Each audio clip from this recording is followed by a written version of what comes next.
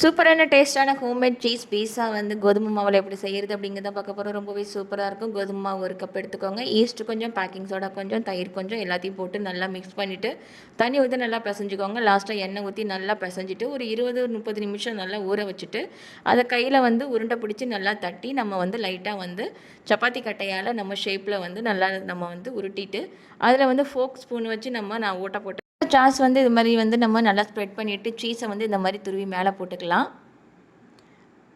அதுக்கப்புறம் ஆர்கானோ கொஞ்சம் லைட்டாக நம்ம அது மேலே தூவி விட்டுட்டு சில்லி ஃப்ளேக்கு நம்ம தூவி விட்டுக்கலாம்.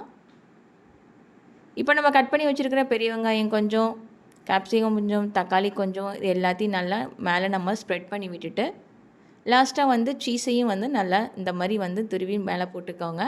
பேனில் லைட்டாக எண்ணெய் தடவிட்டு நம்ம அதை வச்சு மீடியம் ஃப்ளேமில் வச்சு நம்ம எடுத்து பார்த்தோன்னா சூப்பரான டேஸ்டான பீஸா நமக்கு ரெடி ஆயிடுச்சு.